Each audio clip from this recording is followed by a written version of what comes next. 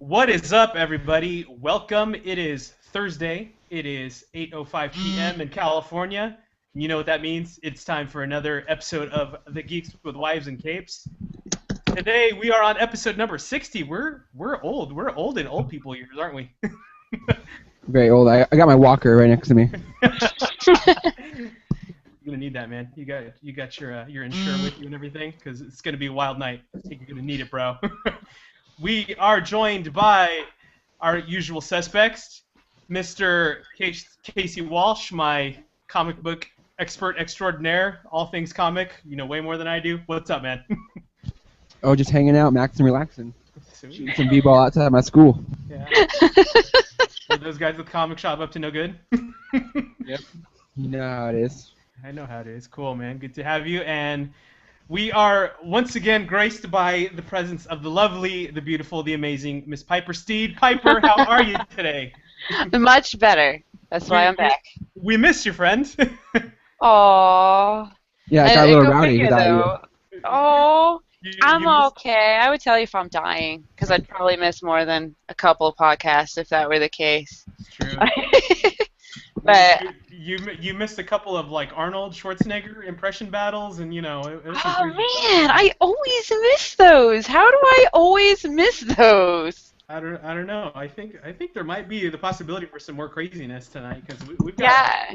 we've See, got quite like the I'm saying, panel I this come back to a podcast where I am like vastly outnumbered this time. Yes. We have to be Modesty goes out the window when you're not here, Piper, and we just go crazy. Modesty goes out the window for me when I'm here. Y'all could let loose too. Are you wearing pants today? I am actually wearing some pants this time, though. This is a first. What's Mark the in the history occasion? books. Something's going on. We're pants. Wow. Well, guys, I'm going to get started with our guests because we're joined by quite the team tonight of amazing collaborative talent. We are talking about the book Robyn Hood from the Grimm's Fairy Tales universe, and tonight we are joined by Pat Shand, the writer, Larry Watts, and Tony Brescini, who both create some beautiful art for this story. How's it going, fellas? What's up? Good. Well. We are excited to have you guys because we just read this awesome book and we're like super anxious to talk about it. So we're gonna get right into it. I'm gonna start with Pat, if you don't mind. Pat, tell us your origin story. Tell us about how you got involved in the whole universe of comic books and writing. All right. Well, I was pretty much always writing since I was a kid. I was a fan of R.L. Stein's Goosebumps books, so I would write Goosebumps fan fiction, like a Monster Blood 6, so one-page story on my typewriter. Nice. Nerd. Hell yeah, dude. Absolutely. So I was always doing that, and then I started writing a lot more prose. I started doing theater and producing plays in the city. And then there came a time when I just got big into comics when Joss Whedon started doing Buffy Season 8. So I was really on that train, and I just started networking my way into that. And my first gig was the Angel comic through IDW for their last installment of that. And then after that, I wanted to keep doing comics, so I was talking to editors, and I linked up with Ralph Tedesco, who's the editor-in-chief at Zenescope. Mm-hmm. And he and I hit it off. We had some similar ideas for my work with them. Like I wanted to do some licensed properties, and they had Charmed coming up down the line, which I'm doing now. And then when Robyn Hood came up, it was an idea that Raven Gregory, Joe Brusha, and Ralph Tedesco had for me to do. And they offered it, and I loved the idea. And I just took the plot, made it my own, and then from that point on, started plotting Robyn Hood myself.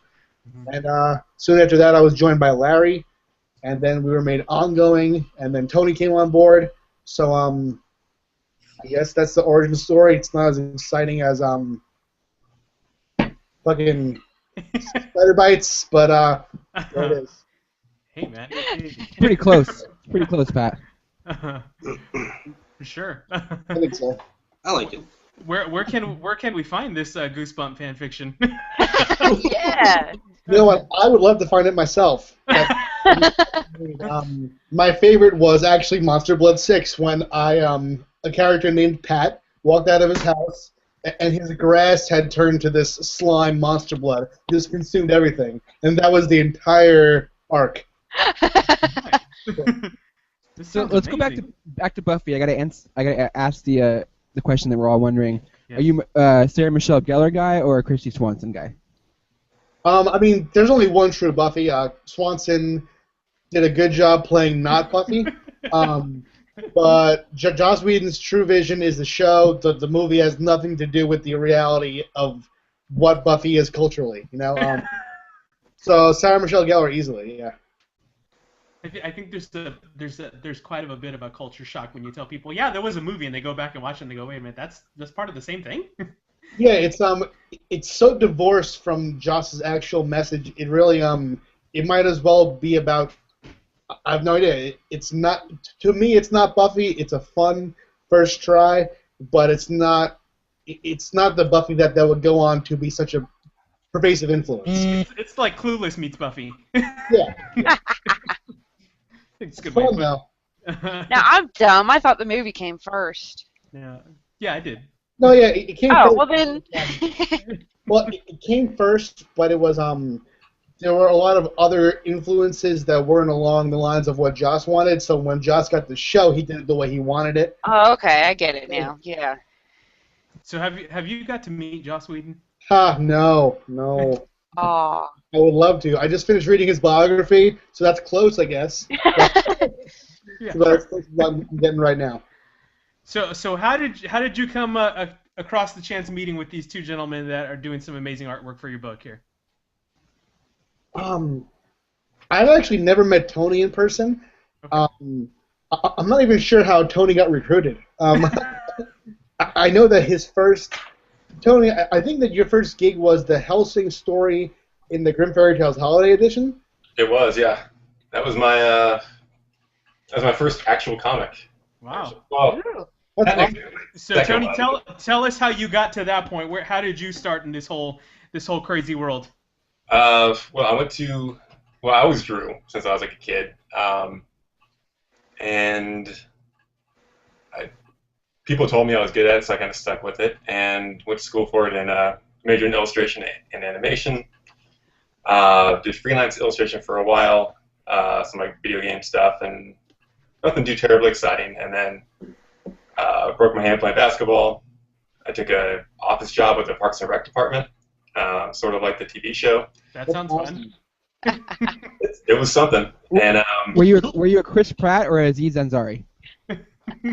Ooh. He was Ron Swanson. I was probably a taller Aziz Ansari. Better taste in music, hopefully. And then, I had that job for quite a while, and then my wife got transferred to London.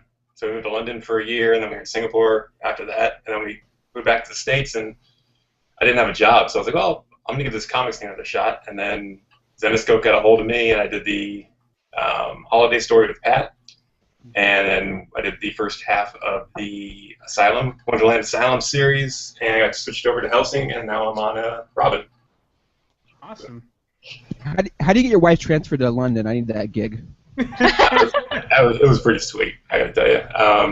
And she works for an investment company, and she decided to go work out of their London and Munich offices for a while, and then they transferred her over to Singapore to work with all the Asian offices. So, jeez.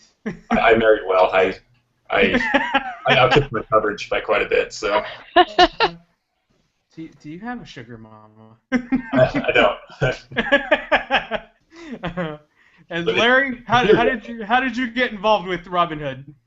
I've been doing like some indie work beforehand. Originally, I was like a graphic designer and art director for my 20s, I guess. And I didn't really get into comics or comic book illustration until like 2009, 2010. But I've been doing some small indie work, and Zenescope contacted me to see if I wanted to do some samples or something. And I did some, and then a couple weeks went by, and they asked me if I wanted to work on Robyn Hood, and I did one issue, and Pat liked it, and the editor liked it, and they had me come back for another one, and after a while, I was like, just stay on the book, I think. Yeah. And that was like the last 2 years. So after doing like some indie work for like companies like Top Shelf and Alternative Press, Arcana, did some pinups for IDW. Then after that, the Zenescope stuff came. Very cool. So Any artist listening to this must hate you guys because I don't hear any artist struggle anywhere. Oh, I mean, there's Yeah. plenty of struggle. I'm just kind of glossing over the, I want to hear the struggle. He's keeping it short and simple. The days you were I mean, heroin. You don't have enough time for all of those, horrible stories. But yeah, I mean, anybody could tell you the indie world it's pretty rough. Back end deals are not good. So how long were you trying at this before you landed that gig? Let's see here. I think like 2009, I started going to like conventions to get like portfolio reviews. Right. And if you like search hard enough online, you can find like some forum and blog posts like on Millar World and Comic Block. So I'd say like that's about when I started trying to get in. And then around 2010, I started getting like indie work and like small projects here and there, but nothing like, good. I mean, my work was horrible, so don't look for it, please. But yeah, I worked for this company called Insomnia Publications, I think in 2010. And like literally in the middle of doing like the first big project that I was going to do for them, they shut down. Mm-hmm. So like that was sort of like a dead end. And I did like 4 or 5 issues of a webcomic for Top Shelf. And I just wasn't ready at that point to monthly grind it out. So that was like a really big learning experience for me because I always imagined like, oh, I'll get a comic book job and like I'll do a couple pages a day. I'll do like 4 issues in a month. It'll be easy. Who doesn't like drawing, And then when it actually came down to actually doing the issues, because I was just like, yeah, I'll do it. I can do it, no problem. And it was like one of the hardest things I've ever tried to do, especially for like 6 months straight with another job. So that was definitely like, yeah, it was one of those things where I just wasn't prepared. So yeah, I mean, there's plenty of struggling stories in there, but yeah, I mean, definitely not that interesting. Well, hey, we're glad you guys are on this book because it's awesome. I'm gonna be honest with you guys. I have never actually like picked up one of the Grimm Fairy Tales books, and like obviously, this is the first time I've read one. Now, obviously, I'm like a lot of people. Mainstreamer, Will. I know. Now, of course, I've seen them because I always see these covers with these really nicely looking drawn females on the front of them. So that always interested the butts, me. Man, the butts. Obviously, okay, but this was the first time actually reading one. So Pat, tell us about Robyn Hood. Tell us a little bit about the character in your own words, what the story is about. All right. Well, the trilogy took place before the new ongoing series. So the short of that is that she was a girl from Earth who had been pulled into a fantasy world, and she sort of became a hero of that realm. And now the ongoing series that just came out last month, she's back on Earth. She's living in New York City with Marion, who's a witch from Mist, which is the fantasy realm. So Robyn is this cynical woman who has sort of begun to hate the way the world is, and she's very aware of the corruption in the world, where Marion is a gay witch who comes from a place that is very much ruled by men who have no interest in anyone but rich and powerful men. So she's sort of very enamored with the world. She's in love with the music of the world. So it's Robyn's pessimism balanced out by Marion's love of this new culture. And there are monsters, and I've been pitching it sort of like Buffy as scored by Tegan and Sarah.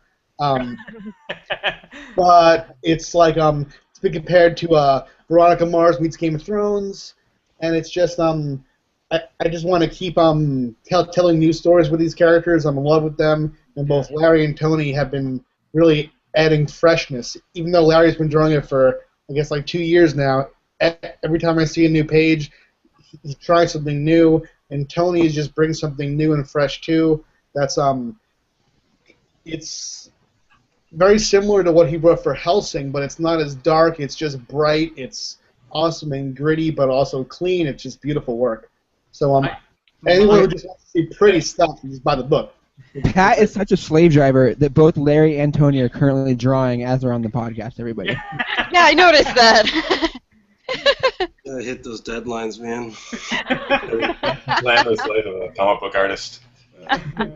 Oh dear. I almost don't want to bother you guys, man. You guys look like super, like you're intense right now. Oh, I'm the farthest thing from intense. So Pat, you've worked on this character since inception, correct? Correct. Yes. Correct. And what do you feel is the biggest change of the character from when you started to where she is now? Well, I'd honestly say the space between issue number 1 and 2 of the first series. Yeah. Issue 1 was plotted by Ralph, Joe, and Raven, and I kind of jumped on, and I was scripting but doing it from their plot. But with issue 2, I took over plotting as well, and they were all super receptive to my ideas. And kind of poetically, it's the same issue that Larry joined on.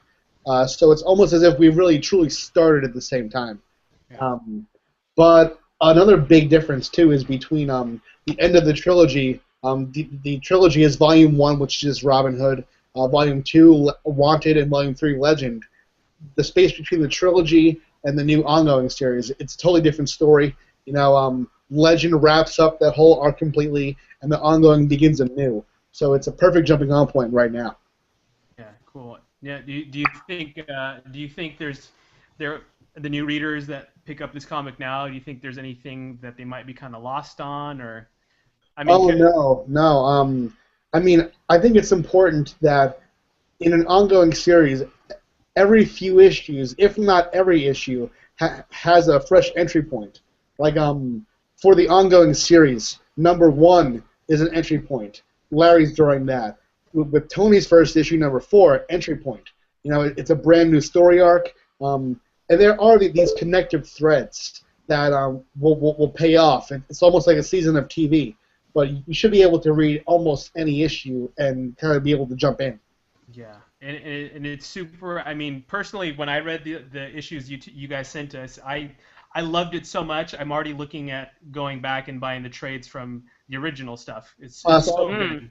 Yeah, I freaking loved it. You were talking about what people compared it to. I was telling somebody earlier. I was kind of telling them about it, and I was like, to me, it seemed like there was some Mother Goose with some X-Files and a little bit of CSI thrown in. That's cool, man. I'm all. I've never heard that. That's awesome. I'm off. That doesn't sound awesome. I don't know what's wrong with you, but you should check it out. I've been preaching these books since I first came on here, and you only just now started looking at them? I know. I told you there was a spot of about 6 years where I didn't read comics, so. I had a big gap too. That's why I had to backtrack a lot in the Grimm stuff, because I had the first collection to get me started, and when I jumped back in, I was like, I recognize these characters, but I have no idea what's going on. Yeah. So I did have to backtrack on some of them. I'm guilty, but still.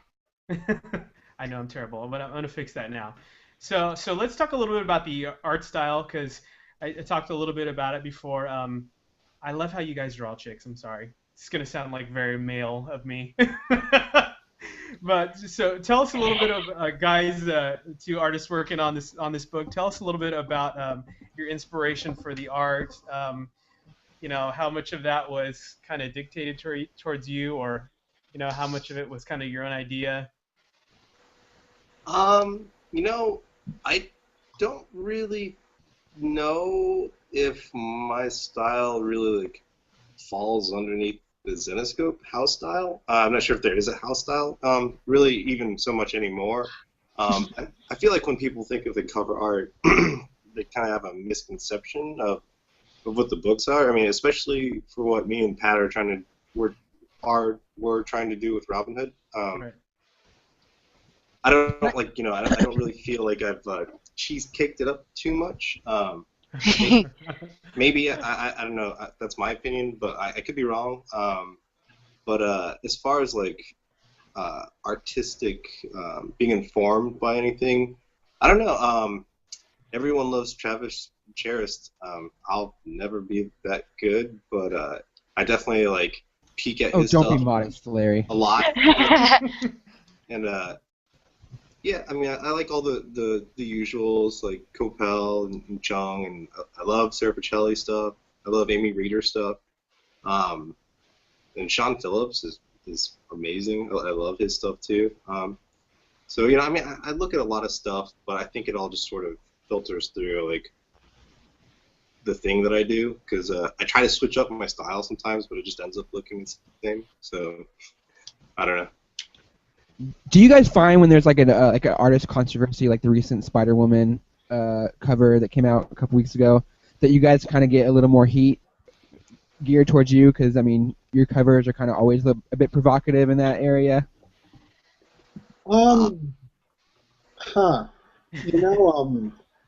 I've avoided saying anything about the cover for a while because obviously we work on Zenescope books, and Zenescope books put out a certain kind of cover. But the covers are a marketing tool. The artists do what they do, and the interiors of the story, you'll notice, just really don't match the cheesecake aesthetic of the covers at all. Both Larry and Tony are included in that their interiors are always done in interest of building a story, of building on the integrity of the characters, and just evolving their own style. So I wouldn't say it puts heat directly on us, because I just write the books and I edit them, and Tony and Larry aren't really part of the cover aesthetic, I don't think. Mm-hmm. But I'm not sure if the cover artists get heat, because. Oh yeah. But I mean, I haven't seen much on Twitter about our artists. Like, I'm friends with the cover artists like Jamie Tyndall and Mike DeBalfo, so I haven't seen them take any heat. But who knows? I'm honestly unaware. But I know that the company as a whole does sometimes too. But that's just part of the business, I think. Always love that sensitive issue. Now, see, I think the difference here is, one, it's expected of the covers of, these comics compared to maybe the Spider-Woman comics. And two, what I've always appreciated is, even though these chicks are greatly exaggerated and stuff like that, they look like they're wearing clothing. They don't look like they're wearing body paint. They look like they're wearing clothes. So there's that too. Yeah, and folds. I've chimed in before about that kind of thing. Like, hey, this cover looks like this person's naked. So the editors are always very receptive to listen to what we have to say. So yeah, I think that sometimes people demonize Zenescope without knowing much about what we do. Mm-hmm.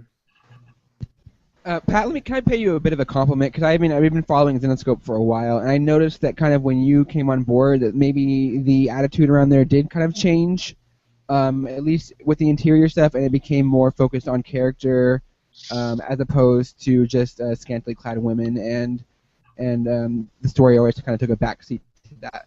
So I do want to kind of pay you the compliment. I don't know if it was you in general that made that kind of that change or instrumented that, but I did kind of notice that, and then saw your name along with that sweeping thing, especially with like the Herculeses and the recent 100s and all that kind of stuff. So like I said, I don't know if you are the one I should be giving credit to, but I mean when I was growing up, Zenescope was always kind of like spank bank material.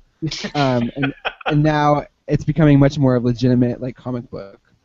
You know, I'm not sure how much of that credit I can take. It's just it's a matter of at this point in the company, everyone is pushing to put out the best books possible. You know, like I'm a feminist. I always want to make sure that my voice is heard, so I push those things pretty hard. But essentially across the board, the editor-in-chief, Ralph Tedesco, cares very much about the integrity of the art. Joe Brusher, the president of the company, always has a hand in the story. And right now we have some writers like Erica Heflin, Jeff Massey, LaToya Morgan. They're all really helping us elevate story to the next level. And we have guys like Larry and Tony who are just overall making the books look better than they ever have. You know, so I guess I super appreciate any compliment, but I'm not sure how much credit I can take. But thanks anyway. It's awesome. I'm glad that you like the books. Just take it all. Yeah, I was just saying. Like I said, I mean, granted, I'm not the smartest guy on the planet. No way, no how. But I just didn't notice that. Like I said, like I've kind of always kind of keep track and eye out on the indie stuff, and the Xenoscope has kind of always been like that Outlander and over sexualized, and then that stuff started to change in the past, I don't know, five or 6 years. And with that, I mean, your name popped up a lot. So I just wanted to, like I said, I noticed that thing, and now that I talk to you on the email and stuff all the time and get stuff from you, I think it's a good thing. I think it's a really great thing, and I also think that the competition in the competition in comics probably helped that a little bit too, because you can't just be putting out trash anymore. Well, you know, during like Pat's run, Pat's run, I think, is the first time we started using consistent artists for series too, because I think up until Robyn Hood, you just had like rotating artists for every book, and I think that made like a huge difference in the way the books just, you know, came across, because you had like a thing you could look forward to every month, as opposed to like, I like this book, and the next month be like, I have no idea what's going on. You know, I dug that artist, or you know, so Yeah. like, I can't think of any other Zenescope book that's had like a consistent artist for 16 straight issues. Like, I could be wrong, you know, but I'm pretty sure I'm right. Like, No, yeah, you're totally right. I mean, I agree. I think they've always kind of just switched around artists and kind of just play with that. The idea, like you said before, of having kind of like a core art style for everybody and sitting around that, and then just having artists fall in line. And now, yeah, every book seems to have a distinct art style, and everyone's staying on board, and it's much cleaner. And even with the Robyn Hood book, it's gorgeous. All the books I've seen lately have just been beautiful to look at, from Grimm Fairy Tales 100 to Robyn Hood to Hercules, and all those books. They're amazing. They're truly great pieces of art. I think they're like, you know, pushing to, you know, raise the bar as far as like what people expect from them. Right. I hope. Tony, you're quiet over there. I was just listening. You know, kind of along like the same point too is, you know, like I don't think I'm not a sexy lady artist. I don't think that's. You know, I think we've, you know, the scripts that Pat's written and the pages I've drawn, I do make a conscious effort to make sure that it's not, you know, overly cheesecakey or, you know, that's what I think. All three of us just want to tell the best stories we can. Just kind of take it from there, and it's probably, hopefully, you know, it's kind of where we're headed with that stuff. But yeah, I do get a lot of questions when I've done some signings about the covers and stuff at Zenescope, and but yeah, once people see the interiors, they're usually really on board with the books. Yeah, and as a new reader, I definitely, you know, I would say within the first couple pages, I was like, wait, what was on the cover? I don't even care about that anymore. I'm really into the story. It's the concept is super cool, and like I said, I really want to go back and read everything you guys have done now. So. Awesome. Yeah. Now, with all those compliments being paid and all those nice things being said, for one thing, I do have to throw in, because somebody needs to know this, these are really strong female characters that, you know, I can really get behind. I think a lot of female readers could if they weren't put off by the covers. And I really think you would have way more female readers if somebody would put some clothes on the women on the covers and maybe some less panty shots and stuff. But I got into it because on the cover of the first collection I saw, it was Red Riding Hood, and she's like bent over and her skirt's so short that it's a panty shot and stuff. But there was this really wicked looking werewolf that she was like all over. You get me hot. Yeah, I love me some werewolves, so and I flipped through it, and everybody's scantily clad, but I was getting bits and pieces of story, and so I bought it on a whim, and I fell in love with the story then even, and but it always, like, I always wondered, why are none of the outfits, and it's still true, none of their clothing is usually, like, effective for, I mean, you still got Robyn Hood with, like, this whole midsection open that, you know, you better hope nobody's shooting something back at her and hits there, but, I'm sure she can handle it. She looks like she's wearing clothes, and they do, for the most part, look useful and stuff like that, but the other glaring thing among, like, all the artists, so I'm ragging on everybody who's ever worked in the Grimm thing, why does every single female in every single comic have the exact same body type? Their bodies are pretty much identical no matter who they are. Their skin might be different colors, and, you know, they'll have different hair and faces, obviously, but their bodies are identical. Well, I think I'll speak for Larry and Tony here really quick. I'm not sure if you guys have read Robyn Hood 2 yet, but the PDF should have been sent out. We are making a gigantic effort to combat that. Robyn and Marion meet this roller derby team. Yes. A team of women that represent. Spoiler, yeah. That represents more than just this, like, go-to comic book body type. You know, that's not what we want to do. It's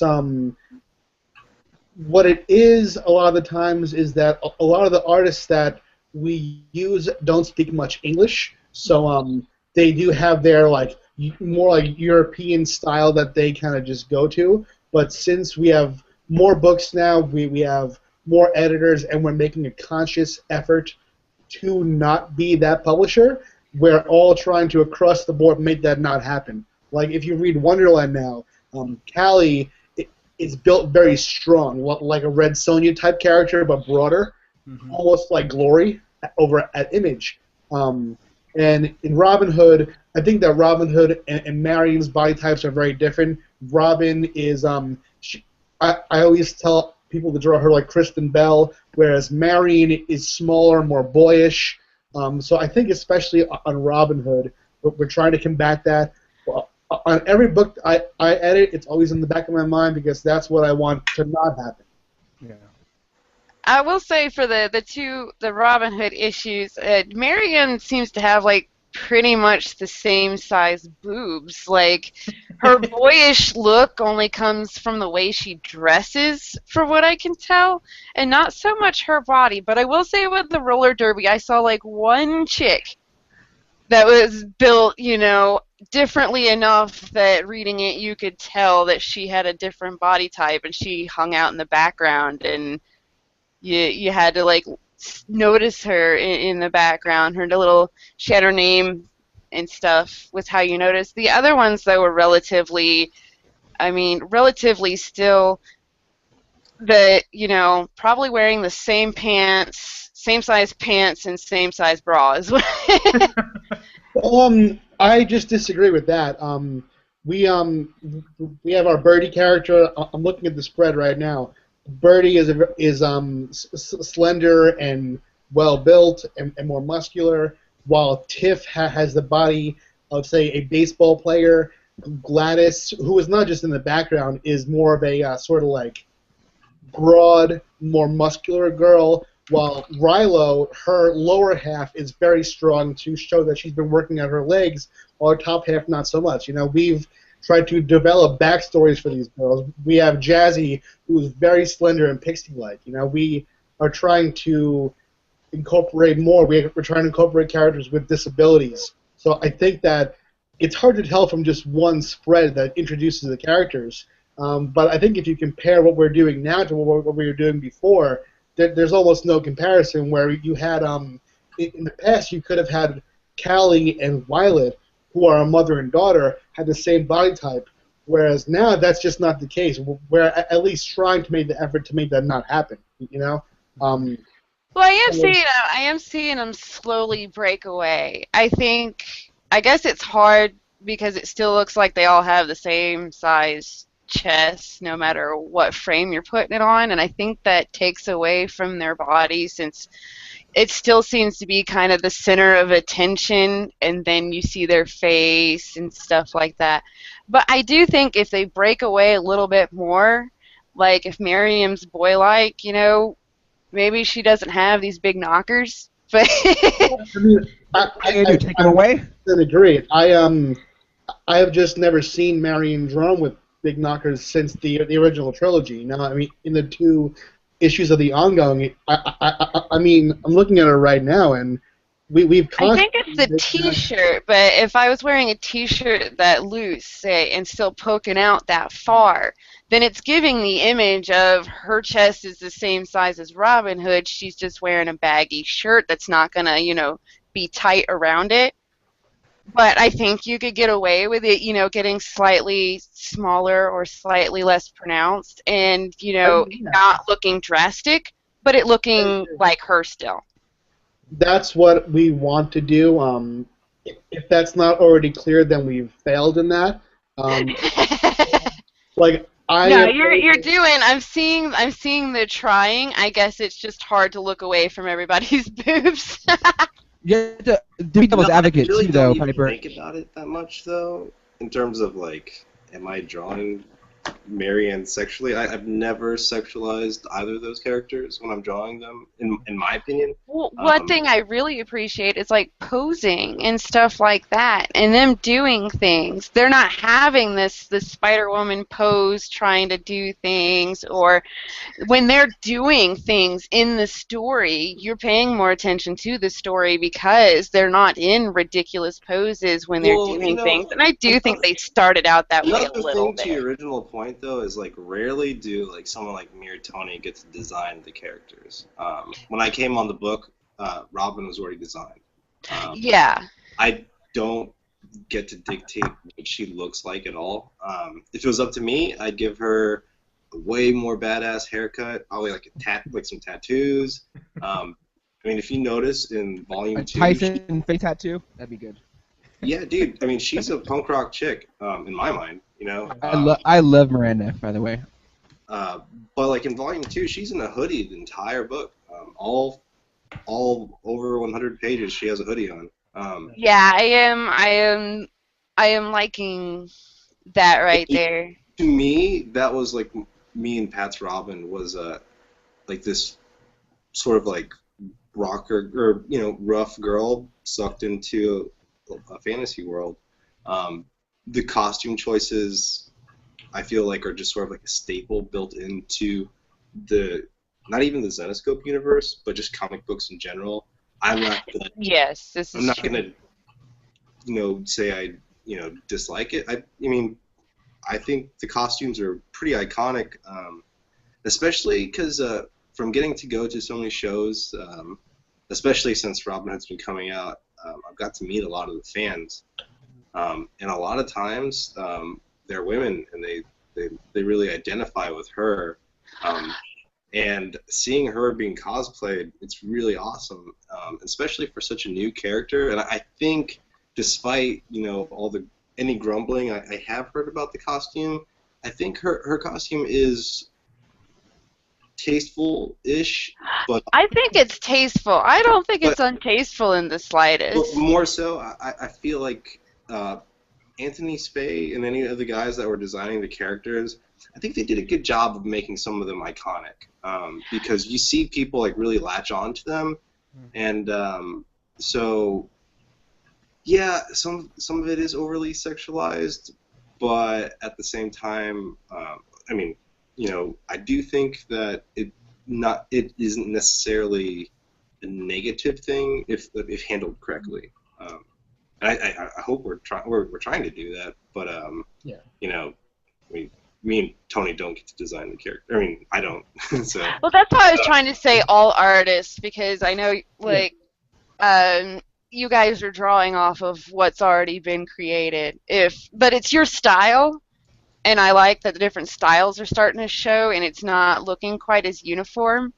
Yeah. So I really hope you guys get to play with it a bit, because if you change more of the sizes between each woman, they'll start looking like their own character.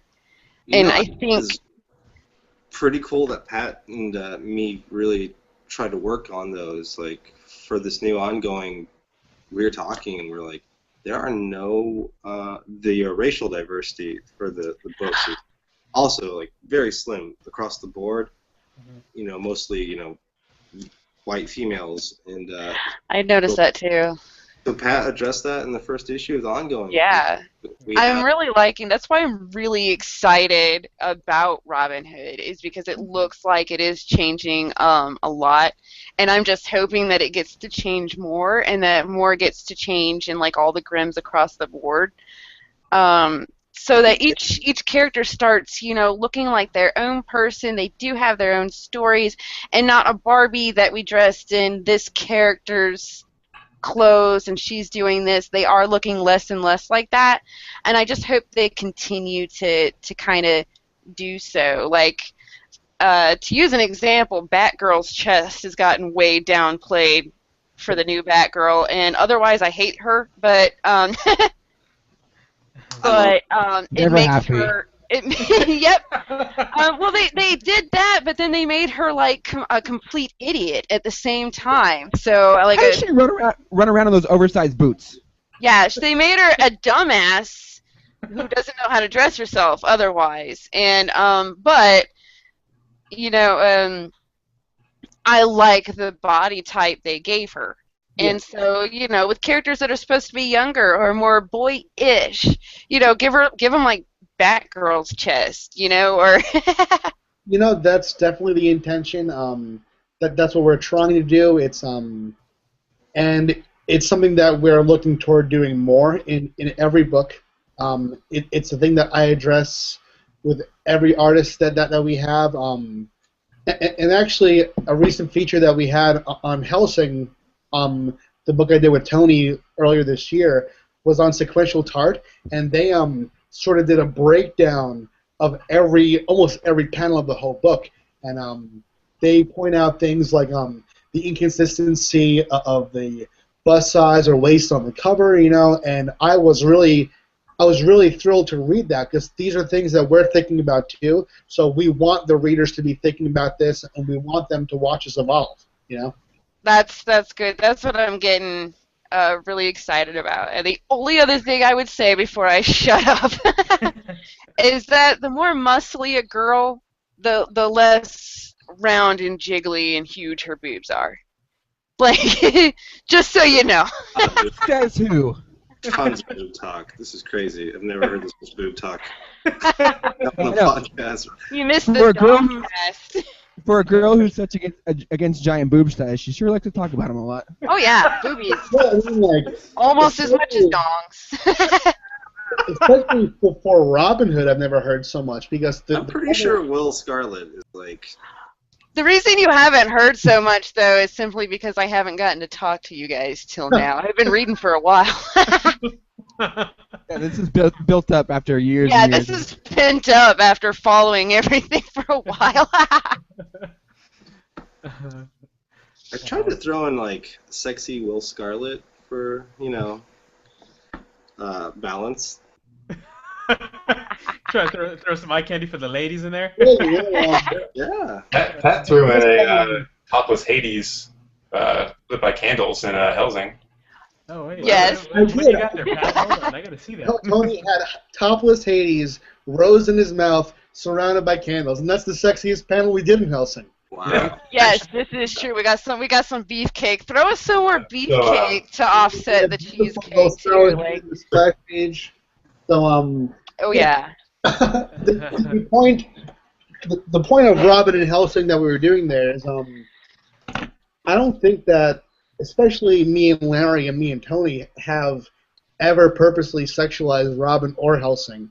And in fact, I think that we've downplayed that more than most superhero books and comics, perhaps more than even most indie books and comics, because we're very aware of what people think when they pick up a Zenescope book, and we want to show them that, like, we're not You're more than trying to that. sexualize these characters in the story. The cover is a marketing thing. It catches your eye, and then you read the book and realize, oh, this is a story about a strong female character. And I think that the art has been showing that, and I think the art is going to increasingly show that more and more and more.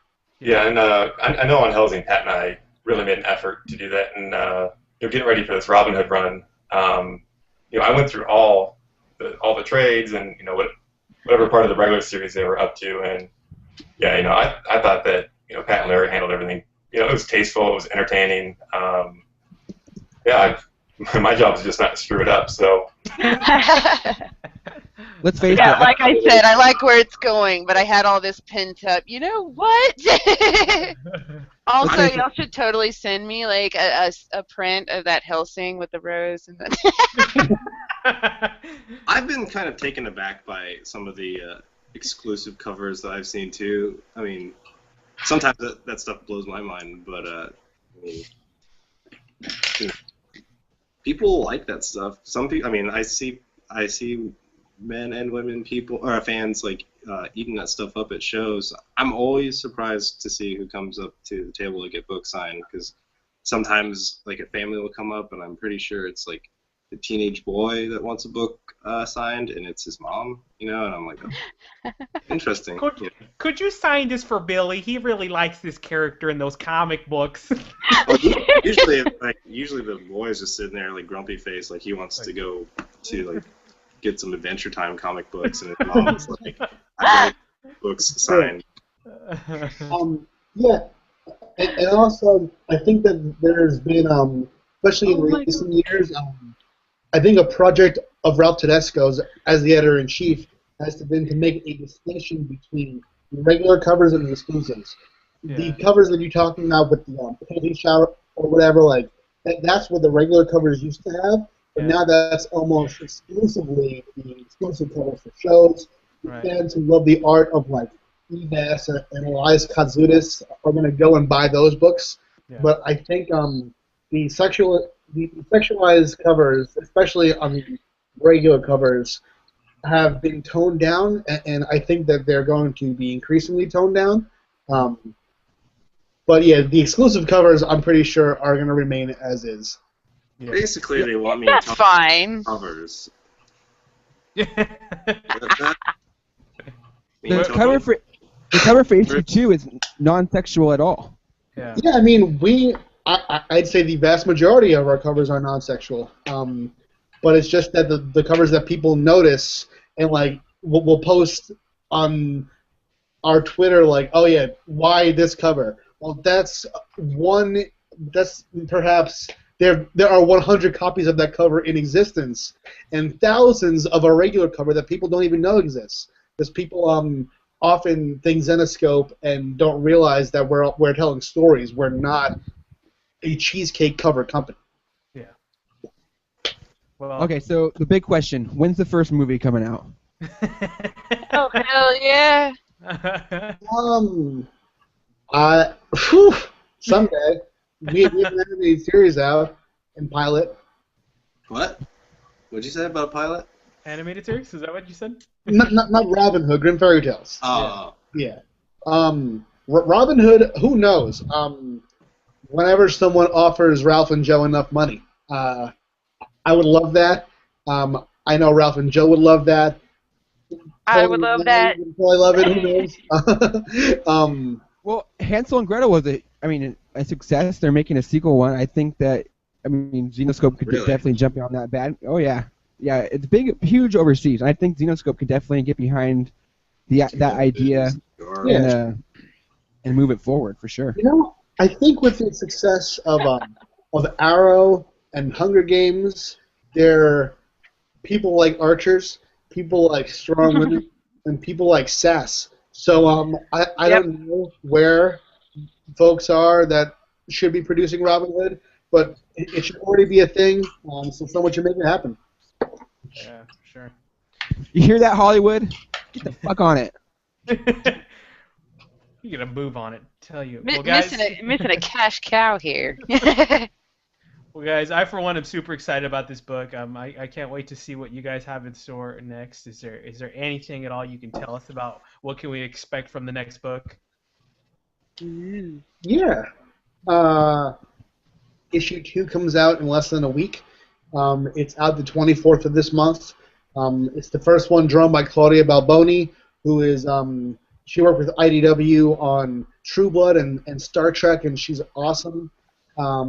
It's Robyn Hood. It's roller derby. It's an evil priest. It's Robyn Hood in modern times, right here with us. It's a love letter to New York City. It's just between what Larry and Claudia and Tony and the colorist Flamet and the letterer Jim are doing, it's my favorite work that we've ever done. I'm super excited about it, and every month we have an issue coming out, which is still crazy to me. So I think that anyone who hasn't read, just give us a chance. I am confident that it's a book for anyone and everyone.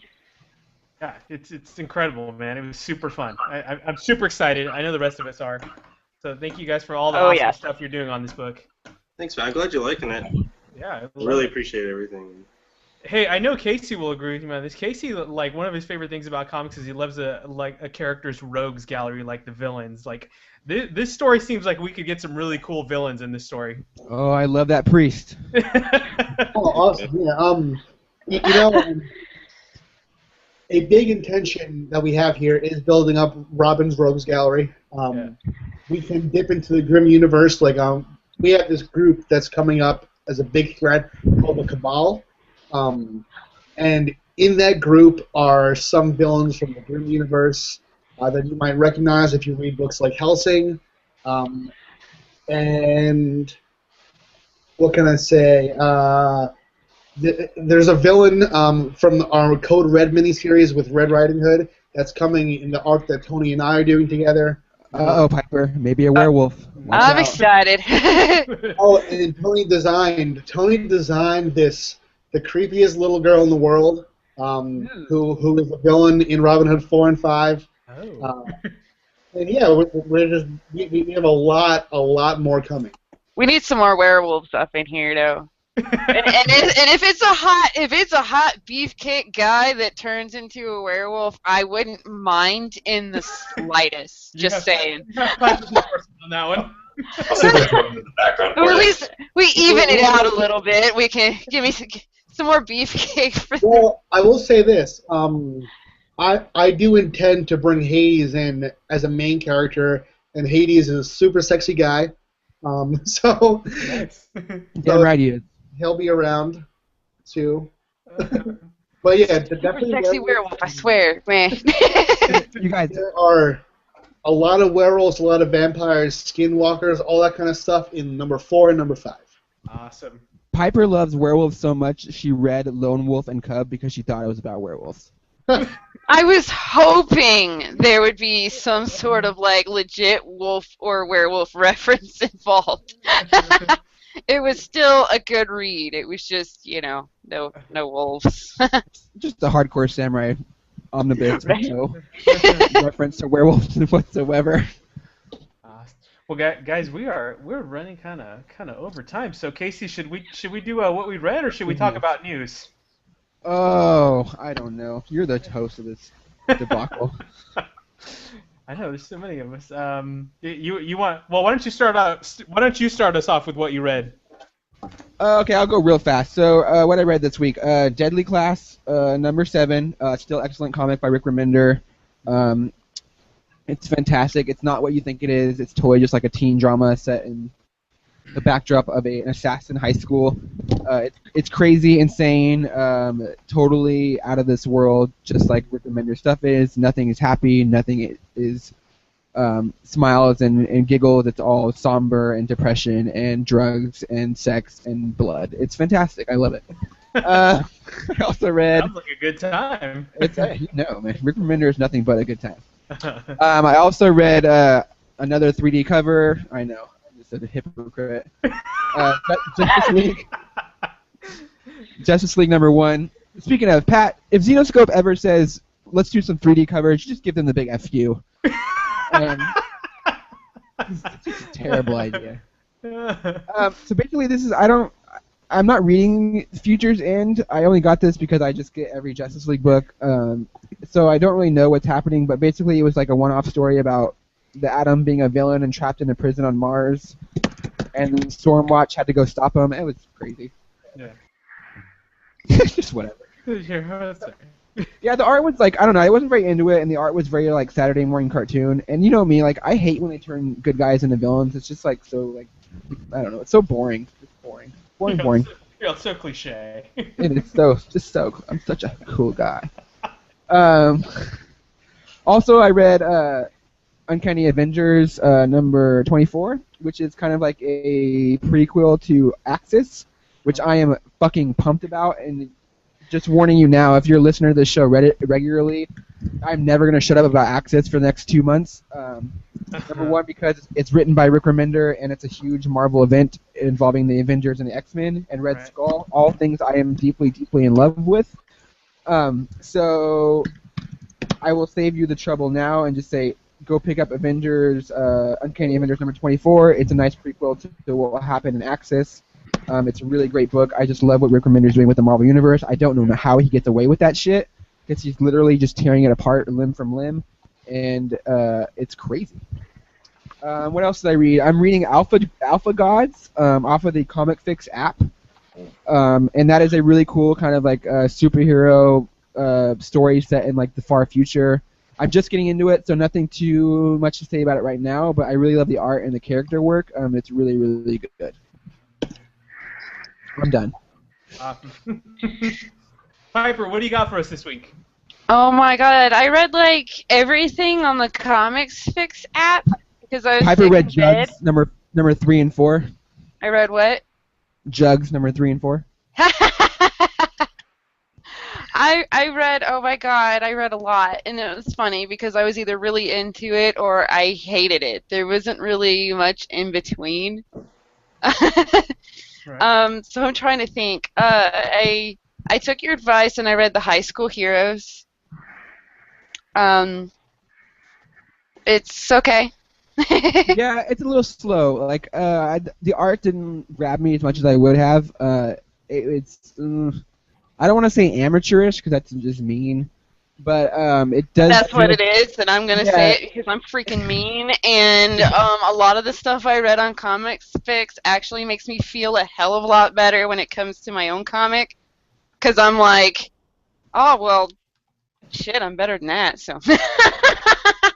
Well, yeah, I mean, they're very much like very, very indie comics and very much like first comics. Extremely like indie, but a lot of them have grabbed my attention enough to, all right, where's the next one? I wanna see where this goes. I noticed I don't know if anybody else did, but I read a lot of the comics on there, and I noticed this trend that goth girls dig jock, guys like the football star and stuff like that, and I'm like, why is this this is apparently a thing that's in a whole lot of these comics, and I don't understand it, having been a high school goth chick.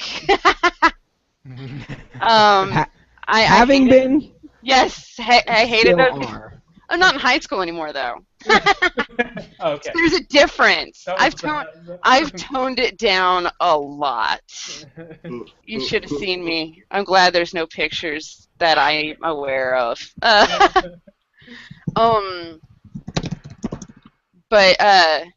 Yeah, that's apparently a trend I noticed.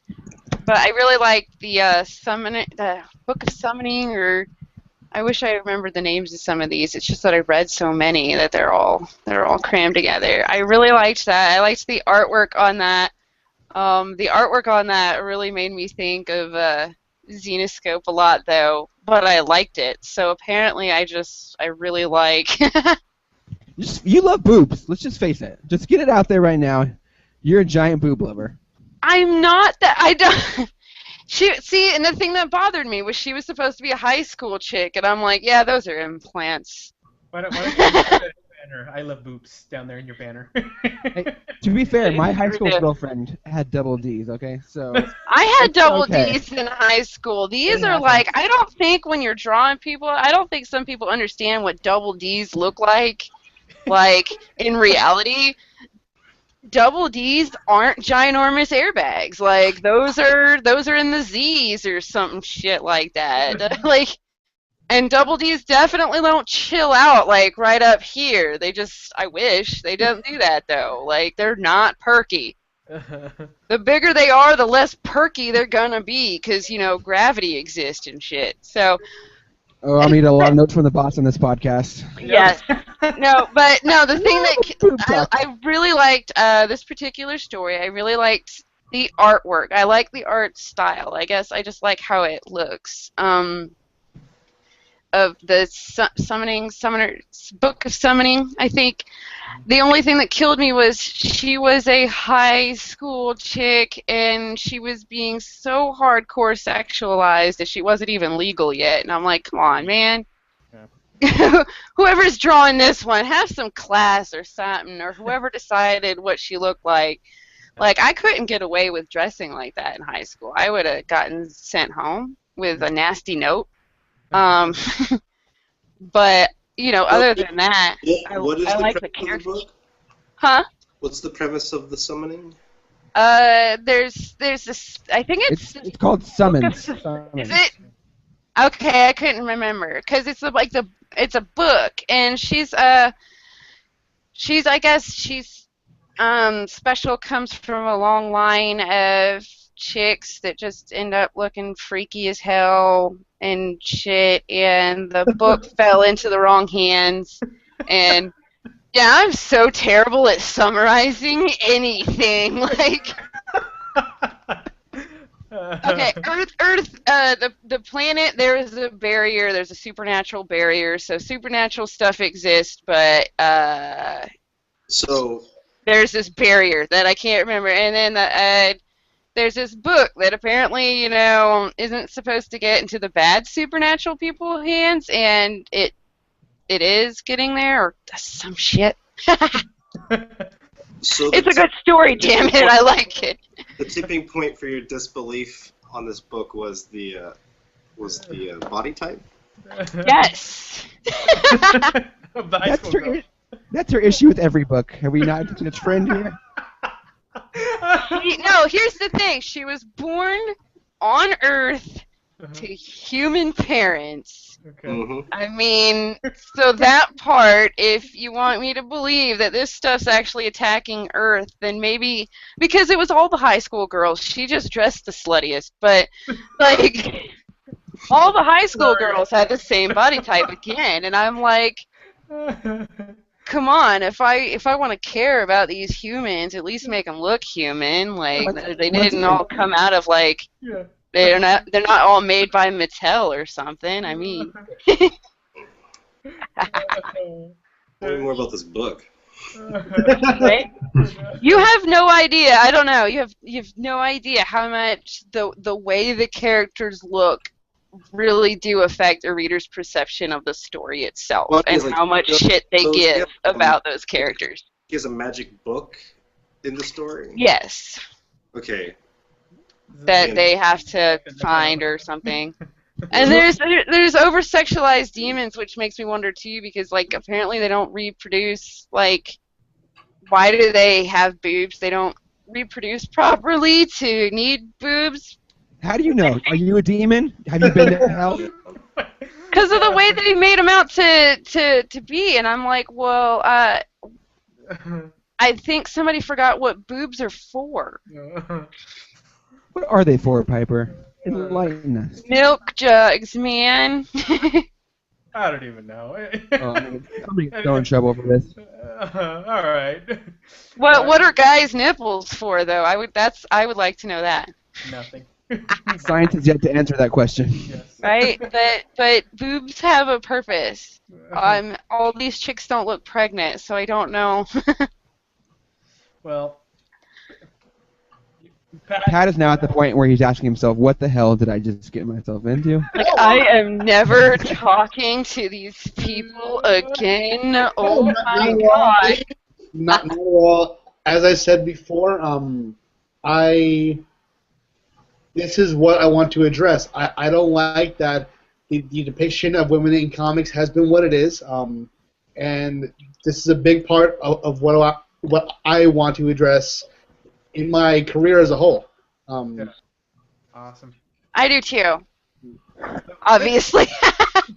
But no, I do promise you, the more lifelike a character looks, the more you actually give a shit about their story and what happens to them. The more into it you get.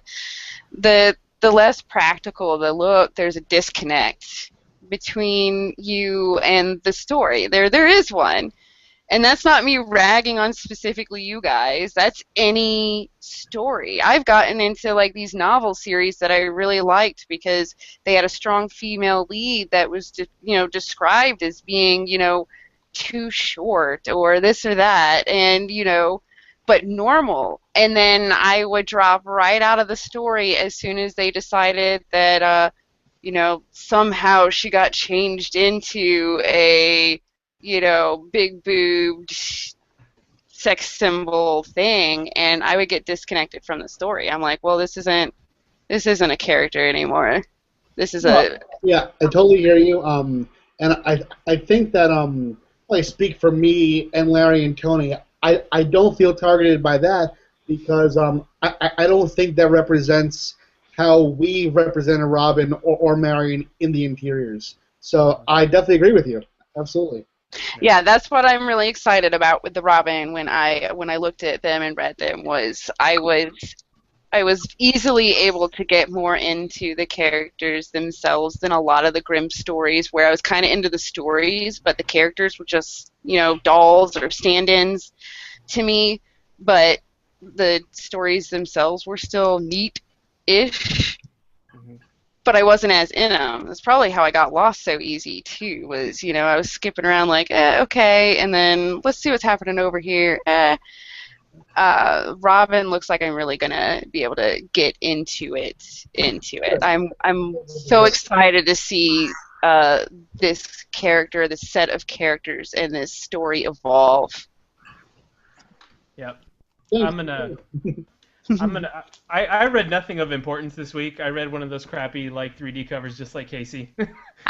only because it had Harley Quinn and she's about the only thing besides Superman I care about in DC right now. So I read that. I read Superman Unchained number 8.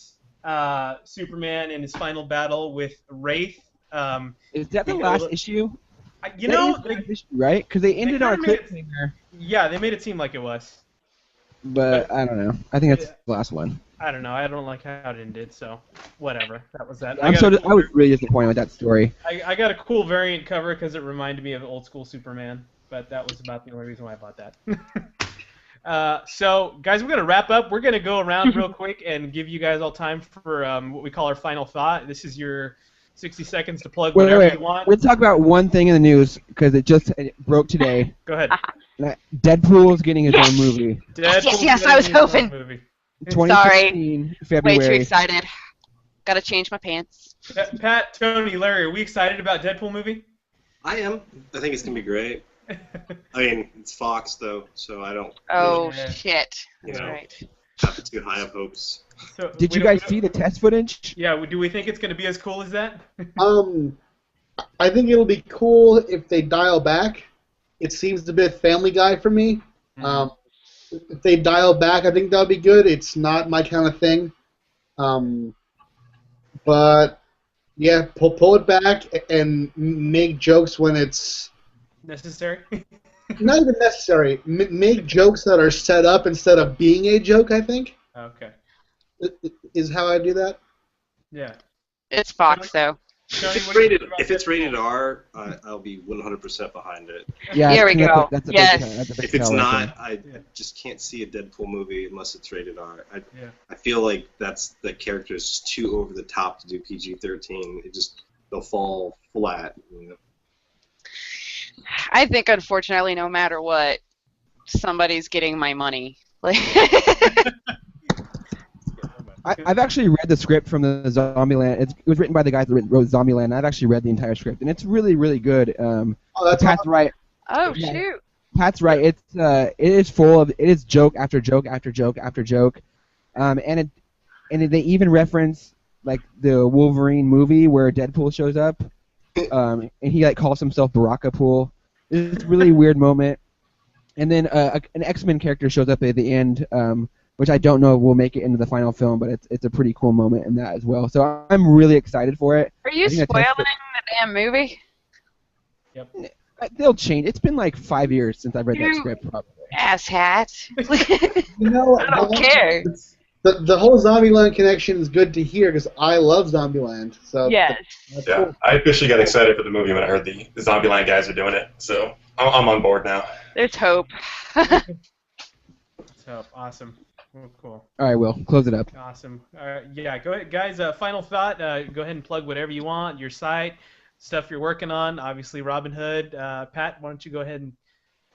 Cool. Yeah. I mostly talk a lot on Twitter and Tumblr. Twitter, I'm at Pat Shand. Tumblr, I'm Patrick Shand because Pat Shand looks like Pat's hand. I write Robyn Hood, Grim Fairy Tales as of issue 101. And I'm taking over Charmed with the new season 10 coming out in October. So if you like Charmed, come join us. If you've never watched Charmed, hopefully I've tried to do it for new readers, but it's season 10, so there's a lot of characters. They're all married and have 18 kids, so it's a lot, but I think that new readers, Catholics, huh? but yeah. Join us on this ride. Awesome. Larry, what do you got for us? Where can we find you? You can find me at larryewatts.com, and larrywatts.blogspot.com. I don't really update social media too much, but you can find me in the new Army of Darkness book coming out in November. All right. Cool. And I'll be doing the new Army of Darkness series being launched in December as well.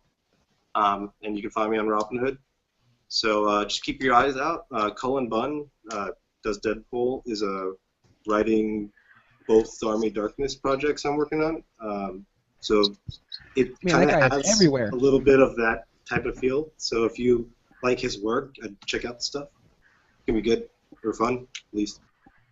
Very cool. That's exciting, man. We look forward to seeing some of that. Tony, what do you got? I got Robyn 4 and 5 coming out. I believe 4 is out in November. And then I'll be at New York Comic Con and Long Beach Comic Con next couple of weeks. And you can find me online at Tony Brescini for Twitter, Tumblr, Blogspot, DeviantArt, and anything else that's... If it's on the internet, I probably have a page that is sporadically updated. MySpace? I never got a MySpace. MySpace is still on the internet? Somewhere. Man. But nothing leaves the internet, does it? Yeah, that's true. Could never. I rock my MySpace every day, son. You go to MySpace, that'll freeze most computers. Tom's fucking up. Yeah. Way to go, Tom. Thanks a lot. Piper, what do you got, Piper? I'm mostly found at FizzGiggity on Twitter. You should probably just search for Piper Steed because it's easier. And sorry. I do other things. I do other things on the internet, but I don't know right now. I think after this episode, you may be changing your Twitter name to Boob Queen. I have a fan Facebook page for my D20 Girl cosplay stuff, but I don't really do anything with it. But if you still want to go poke around there, then that's Facebook at D20/D20 Girl Piper or whatever. Your eyebrows are very distracting. Awesome. Mr. Walsh, fill us in on where our listeners should go to for all awesomeness. Oh, I don't even know anymore. You can find me at KC Comics. I tweet from there once in a while, but mostly I tweet from at GWW Capes Crew. That's the official account of the Geeks with Wives and Capes. You can also find me and all of our works at www.geekswithwives.com. We just posted a beautiful piece by Everett Harn, who was on last week, about the Spider-Verse and all the characters and different Spider-Man that are going to be involved in that storyline coming up in the Marvel Comics. It is truly a great work of art. He gathered every possible Spider-Man that existed and put them in one article so you can see where they've all been and where they all came from. It's really, really nice. I really love it a lot. We also have a couple introducing indies coming up. One for Project Luna 1947, a book I read. I think I talked about it last week. It's basically an alien invasion story that takes place in the 1940s. It centers around all of our favorite conspiracy theories, like the Roswell the Roswell crash, and satellites on the moon, and secret underground government bases and all that fun stuff. So I just love it because my dream is for one day for aliens to invade Earth and just for me to be like, I told you so, motherfuckers. Anything that has to do with that, I really am into. So check that out. That'll be up tomorrow, and that is a Comics Fix comic. What else? There's a bunch of game stuff up there right now. Really interesting articles about being disabled and having to deal with that and being a gamer. Articles about Destiny, which is the hot topic right now. There's so much stuff just going on at Geeks with Wives. You guys just need to go check it out. There's something new to see every day. It's really quite astonishing to see how much stuff we're going, and we're growing and growing every day immensely. And you guys will see that in the coming weeks. There's just so much stuff going on. We can't even talk about right now. It's so hush hush that I would get. There's a sniper rifle pointed at my head right now because I'm saying too much as it is. So just keep it tuned to Geeks with Wives, and that's it. Check us out. Awesome.